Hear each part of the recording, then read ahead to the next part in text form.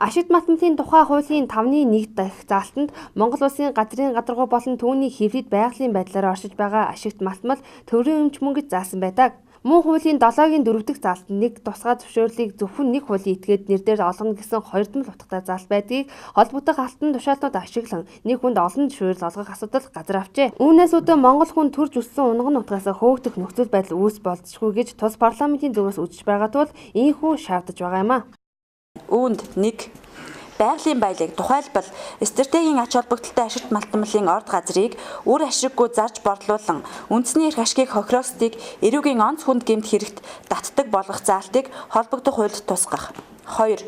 Төр засгийн хяналтгүйгээр ямар ч төрлийн байгалийн баялагийг лиценз хэлбэрээр гадаадын байгууллага иргэнд худалдаж байгаа үйл ажиллагааг нэн даруй зогсоох. 3.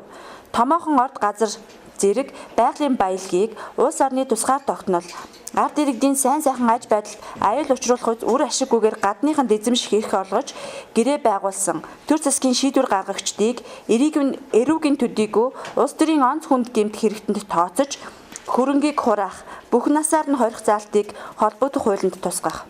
Байгалийн баялагийг төрийн өмч гэж ашигт малтмалын хуулинд заасан байдаг хэдий ч үндсэн хуулиндаа ард түмний өмч хэмээсэн байдаг тул ард түмний хөрөнгийг зах зээлийн үнэнээс багаар улс үндэстэнд ямар ч ашиггүйгээр зарж байгаа явдал нь ард түмний эсрэг гэмт хэрэг гэж сүүдрийн парламент үзэж байгаа юм а. Хэрвээ энэ мэтээр харийн орнуудад ашигт малтмал олборлох эрхийг өгөх ажлаа нэн даруй манай улс зогсоохгүй бол цаашдаа үндэсний аюулгүй байдал сөргөөр нөлөөлөх болно. Тиймээс хүний эрх ардчлалд нийгмийн шударга усыг тогтоох үүднээс энэхүү саналуудыг хэрэгжүүлэхийн төлөө иргэний нэмгийн байгууллагын төлөөлөгчид тэмцэх гинэ. Гэхдээ гудамжин жигсгэх нэвтрүүлнүүд болголгүйгээр хуулийн хүрээнд тайван арга замаар тэмцлээ явуулах юм байна.